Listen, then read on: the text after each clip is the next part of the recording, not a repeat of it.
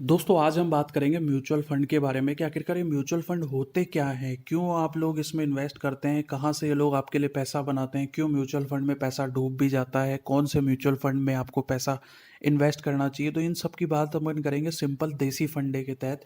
देसी भाषा में बात करेंगे कि आखिरकार म्यूचुअल फंड का कंसेप्ट कहाँ से आया और क्यों ये मार्केट में काम करते हैं, कैसे काम करते हैं और क्या इनकी फिलोसॉफी है, क्यों इनका पैसा बढ़ता है, क्यों इनका पैसा डूबता है। अपन आज सिंपल भाषा में बात कर रहे हैं दोस्तों, तो शुरुआत करते हैं म्यूचुअल फंड क्या है। तो पहले अपन एक एग्जांपल लेते हैं। आपके पास मान लीजिए 1,000 रुपये हैं। 1,000 रुपये है आपके, आपने कहा कि भाई मैं ये 1,000 रुपये को इन्वेस्ट करना चाहता हूँ और मैं इस पैसे को बढ़ाना चाहता हूँ, मैं 1,000 से इसको और आगे तक लेके जाना चाहता हूँ। क्योंकि जैसा आपको पता है मनी मनी को बनाती है, यानी कि पैसा पैसे को बनाता है।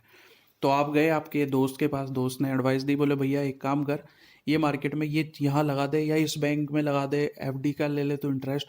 तो आप एफडी लगा देते हैं, आपको मिल जाता है 5-6% का इंटरेस्ट। अगले से 1 साल बाद वो हो जाता है आपका 6% अमाउंट बढ़ के आपके अकाउंट में आ जाता है। मान लीजिए आपने 1 साल की एफडी की। वही आपके दोस्त ने कहा कि भैया ये एक मत करे, तो एक काम करे, एक शेयर में लगा दे, ये शेयर बहुत तेज़ी से बढ़ रहा है तो इसमें लगा दे। और आप उसके कहने पे लगा दिए। लगाने के बाद क्या हुआ, शेयर आपका आधा हो गया, मान लीजिए आपके पैसे आधे रह गए। आप फिर परेशान। और हो सकता है वो शेयर डबल हो जाए, आपका पैसा जो 1,000 था वो 2,000 हो जाए, लेकिन चांसेस वहाँ 50 होने के भी हैं। अब आप क्या करोगे कि यार तेरे मेरे दोस्त की एडवाइस सही नहीं रही, तो आप एक ऐसा एडवाइज़र ढूंढोगे जो कि आपको बहुत अच्छी तरीके से एडवाइस दे सकता है। उसको ये पता है कि भाई अभी कंपनी बढ़ रही है, लेकिन हो सकता है 6 महीने बाद कंपनी में कोई ऐसा क्राइसिस आ गया कि आपका वो शेयर अब गिरने वाला हो, तो उसी टाइम वो शेयर को निकाल दे। तो आपके पास तो नॉलेज नहीं है, क्योंकि आप लोग तो सिंपल काम कर रहे हो, अपना डेली का रूटीन वर्क करते हो, जॉब करते हो, आपको मार्केट की कोई नॉलेज नहीं है। तो सामने एक बंदा ऐसा है जो इस चीज़ का प्रोफेशनल है, मास्टरमाइंड खिलाड़ी है। वो आपसे सिंपल ये कहता है कि भैया आप मेरे को 1,000 रुपये दो, मैं आपसे 2 रुपये चार्ज करूंगा और 998 में आपका मैं पैसा पूरा घुमाता रहूंगा, आपके पैसे को ग्रो कराऊंगा। तो आप सोचोगे यार ये तो बढ़िया सौदा है यार, मैं तो घर पे बैठा हुआ हूँ, ये मेरे से सिर्फ 2 रुपये ले रहा है और 998 का मेरा एक्ट कर रहा है। 2 रुपये वो बोलता है भैया 2 रुपये मेरा कमीशन है, सीधा सीधा कि मैं आपसे 2 रुपये कमा रहा हूँ 1,000 रुपये के पीछे। ठीक है। और आपके 998 को मैं मार्केट में लगाऊंगा, मार्केट में लगाने के बाद मैं इसमें सारा जो आपका पैसा है वो बढ़ाने की कोशिश करूंगा। गारंटी वो भी नहीं देता, वो कहता है कि भैया ये आधा भी हो सकता है, इसमें मेरी कोई गारंटी नहीं है, लेकिन मैं आपके लिए अच्छी से अच्छी कोशिश करूंगा। अब आप सोचते क्या हैं, उसको 1,000 रुपये दे देते हैं और बोलते हैं भाई तू लगा 998 रुपये। लेकिन अब आपके सामने समस्या ये आ गई कि यार मैंने इसको 1,000 रुपये दे तो दिए, लेकिन ये क्या वो पैसे सही जगह लगा रहा है कि नहीं लगा रहा, और क्या गारंटी है मेरे को पैसे देगा कि नहीं देगा, और क्या गारंटी कि इसका काम सही है कि नहीं है, और क्या गारंटी कल ने ये पैसे लेकर के भाग गया तो क्या करेंगे। तो ऐसे में आती है फिर सरकार, गवर्नमेंट। गवर्नमेंट की संस्था आती है, गवर्नमेंट की संस्था आकर के बोलती है भैया डोंट वरी। पहली बात तो आपको वो आदमी ढूंढने की जरूरत नहीं है, वो संस्था बताएगी कि हमने इन इन जगह इन इन आदमियों को रख रखा है। आपको वो गवर्नमेंट द्वारा उनको काम दिया हुआ है, और गवर्नमेंट द्वारा उनको ये बताया गया है कि भैया आप पैसे ले सकते हैं लोगों से, पैसे लेकर के उसको मार्केट में लगा सकते हैं। गवर्नमेंट ये चेक कर रही है कि भैया ये आपसे सिर्फ 2 रुपये ही खा रहा है ना, तो उससे ज़्यादा तो नहीं ले रहा। दूसरी चीज़ ये देख रही है कि कहीं ये ऐसा तो नहीं कर रहा कि आपसे तो 1,000 लिए, 2 रुपये जेब में रखे, जिस दिन आपने पैसे वापस मांगे इसने आपको 98 एक 1,998 रुपये वापस दे दिए, 2 रुपये काट करके बोले लो वापस। ना तो उसने मार्केट में लगाया न कुछ करा। या कहीं ये ऐसा तो नहीं कर रहा कि आपसे पैसा ले रहा है और आपकी जो 2 रुपये जेब में रखने के बाद जो 998 रुपये ऐसी जगह उसने लगाए जहाँ पे पैसा बढ़ ही नहीं सकता, या बिल्कुल ही घटिया इन्वेस्टमेंट कर दिया, आपको बर्बाद करने के पीछे पड़ गया। तो सरकार बोलती है बोले आप चिंता मत करो, आप इसको पैसे दो, सिक्योरिटी मेरी है।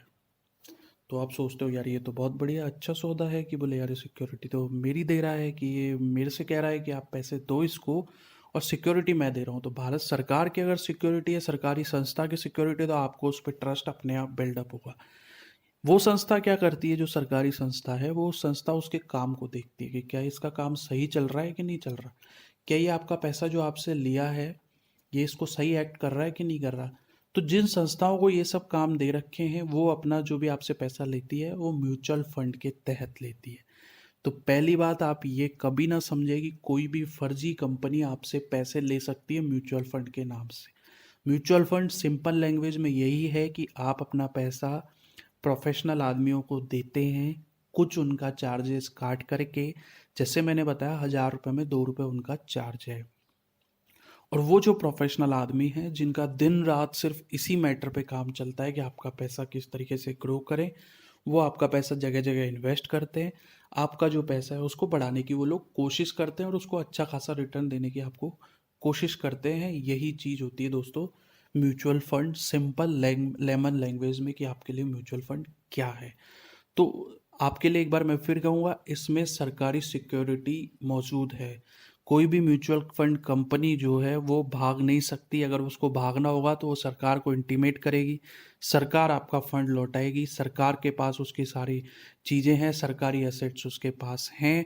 उस कंपनी को पूरा गवर्नमेंट हैंड ओवर कर लेगी, क्योंकि जब उस कंपनी को इस चीज़ की अथॉरिटी दी गई थी कि आप लोगों से पैसा ले सकते हैं, तो उसने सरकार के साथ में ये भी साइन था कि इसको सरकार देखेगी, सरकार उसका ऑडिट कर सकती है, सरकार उसकी पूरी जानकारी ले सकती है, सरकार उसका हर एक चीज़ कहाँ उसने इन्वेस्ट किया है ये उसको सरकार को बताना होता है, हर चीज़ उसको बतानी होती है। तो आपका पैसा जो उन्होंने लगाया है, किस जगह लगाया है, कैसे लगाया है, ये भी डिटेल आपके पास है।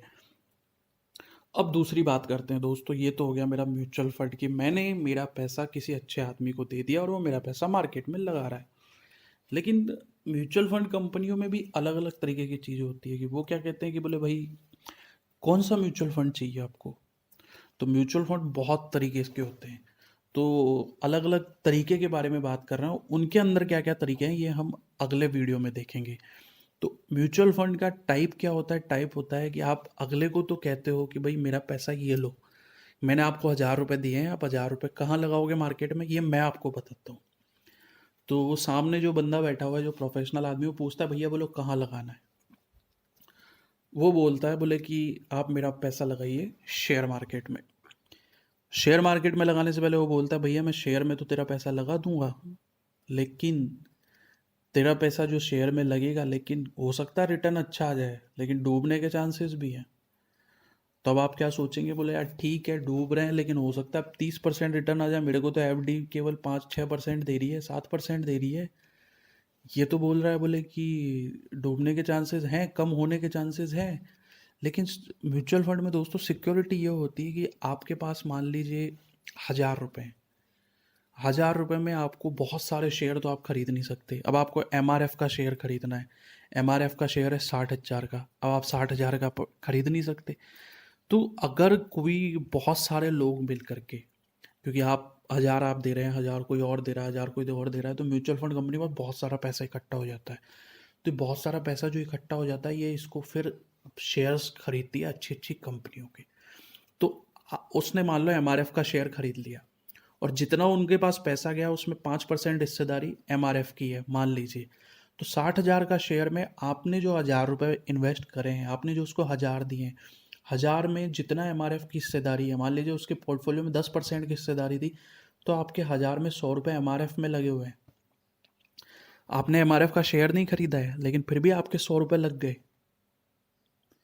उन लोगों को सब पता है। तो ये म्यूचुअल फंड एक छोटी रकम में भी एक बड़ा सारा इन्वेस्टमेंट करने की ताकत रखता है कि आप एमआरएफ का नहीं खरीद सकते थे, 60,000 का शेयर है, आपने 1000 रुपये में उसका 100 रुपये वाला हिस्सा खरीद लिया, क्योंकि 1000 मिल करके बहुत से लोगों ने खरीदा है। ये क्या करते हैं, जैसे कोई कंपनी, जैसे सीमेंट सेक्टर की कंपनी है, सीमेंट सेक्टर में बहुत सारी कंपनियां मौजूद है, इनको पता है फंडामेंटली कि ये कंपनियां सीमेंट सेक्टर की अच्छी है, तो उन्होंने 3-4 सीमेंट सेक्टर की कंपनियों के शेयर खरीद लिए। अब उन 3-4 में कोई एक गिर गया तो भी आपके इफेक्ट ज़्यादा नहीं पड़ेगा, 2 गिर गए, 2 उठ गए तो भी ज़्यादा नहीं पड़ेगा, 3 गिर गए तो फ़र्क पड़ना चालू होगा, 4 गिर गए और बहुत ज़्यादा गिर गए तो फ़र्क पड़ना चालू होगा। लेकिन मान लीजिए आपका सीमेंट सेक्टर गिर गया, फार्मा सेक्टर उठ गया, तो भी आपका एवरेज आउट हो जाएगा, आपका नुकसान ज़्यादा नहीं होगा। तो ये लोग क्या करते हैं, आपसे पैसा तो लेते हैं, लेकिन किसी एक जगह पैसा इन्वेस्ट नहीं करते। ये हज़ारों जो आपसे रुपए लिए हैं, उनमें कोई 100 कंपनियों के शेयर खरीदते हैं। 100 में से हो सकता है 60 उठेगी हो, 40 गिर गई हो, आपका पैसा फिर भी बढ़ रहा है। तो इस तरीके से दोस्तों आपका जो पैसा है वो पूरे के पूरे डिवाइड रूल में लगता है, कि अलग अलग चीज़ों में लगता है। कल ने कोई गिर गया तो आपकी समस्या नहीं आई, आप किसी एक सेक्टर में लगा दिया है, किसी एक कंपनी में आपने पूरे 1000 लगा दिए थे, हो सकता है वो बढ़ जाए, लेकिन उसके गिरने के चांसेस भी बराबर हैं। तो इसलिए म्यूचुअल फंड वाले क्या करते हैं, उनको सबको बराबर हिस्सों में बांट करके, या किसी का हिस्सा ज़्यादा कोई कम, कोई 6% किसी में इन्वेस्टमेंट है, किसी में 3%, तो ऐसे चलता है। तो जब म्यूचुअल फंड में आप म्यूचुअल फंड खरीदने जाते हैं तो कंपनी आपसे पूछती है कि भैया किस में लगाऊं, शेयर मार्केट में लगाऊं? बोले हाँ साहब, मेरा पैसा शेयर में लगाइए।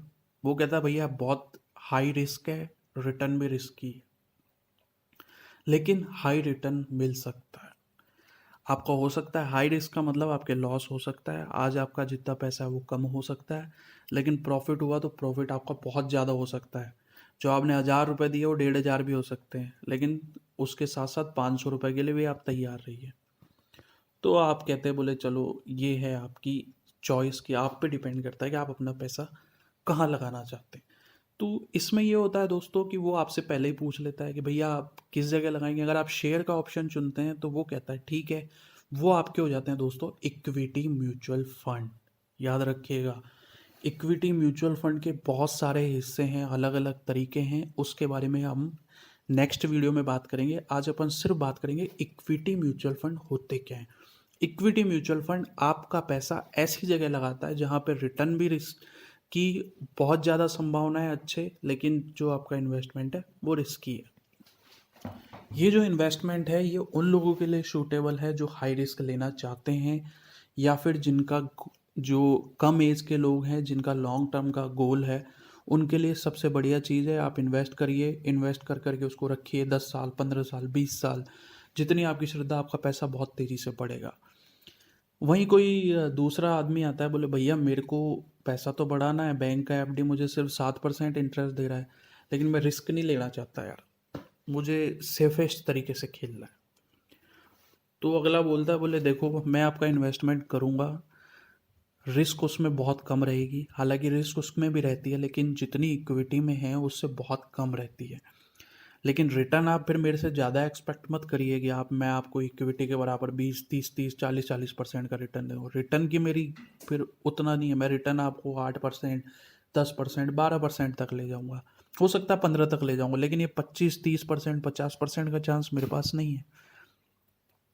तो आप सोचते हैं चलो ठीक बात है, अब अगले ने जो कहा है वो उसकी बात है कि आपका रिटर्न जो है वो थोड़ा बहुत नहीं, बहुत हाई रूप से गिर जाएगा, क्योंकि वहाँ पे आपके रिस्क का फैक्टर बहुत कम है।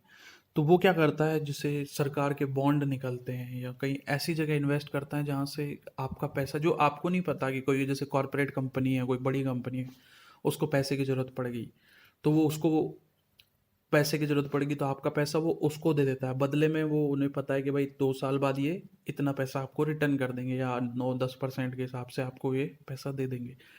या फिर कोई ऐसी चीज़ है जो फिक्स रिटर्न आने वाला है, उसमें अच्छा खासा रिटर्न आने वाला है, तो उसमें वो लोग पैसा डालते हैं। तो ये पैसे में आपकी रिस्क बहुत कम होती है। हालांकि मैंने फिर कहा इसमें रिस्क होती है, लेकिन रिटर्न इसमें कम रहता है। तो इसमें लो रिस्क है लेकिन रिटर्न भी लो है कंपेरेटिवली इक्विटी में। ऐसे फंडों को कहा जाता है दोस्तों डेथ फंड। सिंपल लैंग्वेज में, जो लोग अपना पैसा हाई रिस्क में नहीं चाहते और उनको सिर्फ सिंपल थोड़े बहुत कमाई हो जाए, अच्छी खासी बैंक एफडी से ज़्यादा निकल जाए, वो लोग जाते हैं डेथ फंड की तरफ। और दूसरी बात, जिन लोगों की एज बहुत ज़्यादा है, यानी कि वो 45 साल क्रॉस कर चुके हैं, 50 साल क्रॉस कर चुके हैं, तो अब उनमें ये श्रद्धा नहीं है कि वो लोग रिस्क ले सकें। अब जो 30 साल की एज वाला है उसको पता है भाई कल ने कोविड-19 जैसी समस्या आई तो मेरा पैसा बहुत नीचे चल जाएगा, तो भी मैं टिका रहूँगा मार्केट में, तो वो रिस्क ले लेता है। लेकिन वहीं कोई 45 साल का आदमी है, उसको पता चला 2 साल बाद कोविड-19 की समस्या है, उसका पैसा तो खत्म हो गया, आधा हो गया, अब वो क्या करेगा? उसके पास रिस्क लेने की क्षमता नहीं है, तो वो लोग जाते हैं दोस्तों डेथ फंड की तरफ कि भाई कम से कम मेरा पैसा जो है वो गिरे, लेकिन ज़्यादा नहीं गिरे। जैसे इक्विटी वालों का तो बहुत ज़्यादा गिर जाता है, आधा भी हो जाता है। तो वो लोग सोचते हैं, बोले चलो ठीक है हम डेथ फंड की तरफ जाते हैं। तो ये आपको चॉइस करनी है कि आप किस फंड की तरफ जाना चाहते हैं इन दोनों में। High risk high return equity, low risk low return debt fund.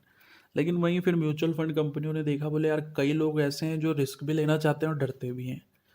तो उन्होंने कहा, बोले चिंता मत करिए, आपके लिए भी हमारे पास इलाज है। हम एक काम करते हैं, इक्विटी और डेथ फंड दोनों को जोड़ देते हैं। तो वो कहते हैं मैं आपसे पैसे लूँगा, लेकिन कुछ हिस्सा मैं डेथ फंड में डालूंगा जिसमें लो रिस्क लो रिटर्न है, और कुछ हिस्सा मैं इक्विटी में डालूंगा जिसमें हाई रिस्क हाई रिटर्न है। तो अगर आपका इक्विटी बहुत ज़्यादा गिर गया तो डेथ फंड आपको बचा लेगा, आपको ज़्यादा नुकसान होने से रोक देगा। लेकिन वहीं आपका डेथ फंड तो, क्योंकि डेथ फंड में रिस्क कम है, तो अगर इक्विटी बहुत तेज़ी से गिर गया तो भी डेथ फंड आपको वो उतना नहीं गिरने देगा जितना आपका डायरेक्ट इक्विटी में गिरता, इक्विटी म्यूचुअल फंड में। लेकिन उसने क्या कहा कि मैंने आपको दोनों मिला करके मैं दूंगा। ऐसे फंड्स को कहा जाता है दोस्तों हाइब्रिड फंड। तो अगर आपका इक्विटी बढ़ गया तो आपका रिटर्न जो था वो डेथ फंड से ज़्यादा बढ़ गया। क्यों? क्योंकि डेथ फंड तो उतना ही बढ़ना है जितना डेथ में पड़ रहा है, लेकिन हाइब्रिड में इक्विटी का भी ऑप्शन है, इक्विटी में भी पैसा लगा सकता है। तो वो यहाँ पे आपका पैसा बढ़ जाएगा काफ़ी तेज़ी से, लेकिन इक्विटी के बराबर नहीं पड़ेगा क्योंकि उसमें डेथ का भी हिस्सा है और डेथ कम बढ़ता है। ये चीज़ दोस्तों ध्यान रखना कि आपने उससे कहा है कि मेरा पैसा इक्विटी में लगाओ, डेथ में लगाओ या इन दोनों में मिला के लगाओ, जिसको हाइब्रिड फंड कहते हैं। तो वो इन सब चीज़ों में जित जो आपने कहा उसमें पैसा लगा रहा है कि नहीं लगा रहा है, ये सब देखती है गवर्नमेंट। जो गवर्नमेंट की संस्था है कि क्या ये काम सही कर रहा है कि नहीं कर रहा, और यकीन मानिए दोस्तों ये लोग कोई गलत काम नहीं करते हैं। तो आपके लिए सिंपल लैंग्वेज में समझ आ गया। तो अगर आप वर्तमान में, और ये हाइब्रिड फंड सबके लिए है, जो एजेड हैं या कम एज के हैं जिनको डर भी लगता है, तो वो हाइब्रिड में चले जाते हैं, बोले हाइब्रिड चलने दो भैया, हाइब्रिड में कम से कम इक्विटी में भी रिस्क नहीं रहेगी और डेथ भी मेरा बढ़ता रहेगा, तो कल मेरा कुछ तो रिटर्न आता रहेगा, लेकिन गारंटी नहीं है, इसमें भी डूब सकता है। इसके बाद दोस्तों चौथा फंड आता है, सॉल्यूशन ओरिएंटेड फंड है। इसके बहुत कम लोग यूज़ करते हैं, कई बार इंश्योरेंस प्लान वगैरह दे देते हैं म्यूचुअल फंड के साथ में। हालांकि मेरा सजेशन है कि आप अगर इन्वेस्ट करने जा रहे हो तो आप इन तीनों में से एक चीज़ डिसाइड करिए, आप इक्विटी, डेथ या हाइब्रिड। सॉल्यूशन वाले हैं कुछ, जैसे मैंने कहा इंश्योरेंस प्लान दे दिया, कुछ रिटायरमेंट प्लान दे दिया, तो उसके बारे में बात हम आगे वीडियो में करेंगे। ये कोई इतने खास या इतनी ज़्यादा फेमस नहीं है। और पांचवी कैटेगरी अदर्स। अदर्स में ये लोग क्या करते हैं कि आप अगले को कह देते हो भाई मेरा पैसा ये लो और मेरा पैसा सिर्फ बैंक के शेयर्स में इन्वेस्ट करना, या आप ये कह देते हो बोले मेरा पैसा सिर्फ निफ्टी के जो टॉप 50 शेयर है उन्हीं में इन्वेस्ट करना, या आप कह देते हो मेरा सिर्फ फार्मा में ही इन्वेस्ट करना। तो ये एक स्पेशल ओरिएंटेड सेक्टर है जिसमें भी डर काफ़ी बना रहता है। तो पहली चीज़ है दोस्तों, आपको जैसे मैंने बताया म्यूचुअल फंड में अब आपको ये तय करना है कि मेरे को इक्विटी में जाना है, डेथ में जाना है, हाइब्रिड में जाना है। इनके भी अलग अलग हिस्से हैं, उनके बारे में बात हम आगे करेंगे। फिलहाल के लिए हम सिर्फ आपको ये बता रहे हैं कि इक्विटी, डेथ और हाइब्रिड क्या है, मेन तीन चीज़ें। अब अगली चीज़ आ जाती है कि जो टाइप ऑफ म्यूचुअल फंड्स हैं, यानी कि जो कंपनीज़ है वो कौन कौन सी हैं। तो लगभग 44 कंपनियां ऐसी है जो इन सब में काम करती है, जिनको एसेट्स मैनेजमेंट कंपनीज बोला जाता है, जो म्यूचुअल फंड प्रोवाइड करती है, जिसमें कि आप इन्वेस्ट कर सकते हैं, अपना पैसा डाल सकते हैं, जो कि गवर्नमेंट ऑफ इंडिया सेबी के द्वारा रजिस्टर्ड कंपनी है, जो कि आपका पूरा का पूरा पोर्टफोलियो मैनेज करती है, आपके पैसे को मैनेज करती है और सरकारी रेगुलेटरी के हिसाब से मैनेज करती है। तो जो भी कंपनी आपसे म्यूचुअल फंड का पैसा लेगी वो पहले से रजिस्टर्ड है, कोई समस्या आपके लिए नहीं है। आपको कभी ये नहीं लगना चाहिए कि मैंने किसी फर्जी कंपनी को पैसा दिया। फर्जी कंपनी को आप पैसा तब ही देंगे जब आप उसको डायरेक्ट जा करके बिना किसी जानकारी के, आपको ये पता ही नहीं है कि म्यूचुअल फंड कंपनी है, वो एक फर्जी फेक बना करके आपके पास आ गया किसी अलग तरीके से, तो देंगे। तो आप पहले चेक कर लीजिए क्या ये म्यूचुअल फंड कंपनी रजिस्टर्ड है कि नहीं है। पहले आपको ये तय करना है। आप म्यूचुअल फंड क्या है समझ गए, तो आपको ये तय करना है मेरे को इक्विटी में जाना है, डेथ में जाना है, हाइब्रिड में जाना है। अब आप आ जाइए म्यूचुअल फंड प्रोवाइडर कंपनी में कि कौन सी कंपनी म्यूचुअल फंड प्रोवाइड करती है। तो आपको उनमें तय करना है कि मैं किस कंपनी में जाऊंगा। ध्यान रखिए यहाँ नाम का फैक्टर नहीं चलता कि भाई ये बड़ी कंपनी है, छोटी कंपनी है, ऐसी कंपनी है। वो अपन आगे बात करेंगे कि बाकी चीज़ें क्या होती है म्यूचुअल फंड में, क्योंकि आपका पैसा बहुत ज़रूरी है और आंख बंद करके कभी भी पैसा नहीं लगाना चाहिए।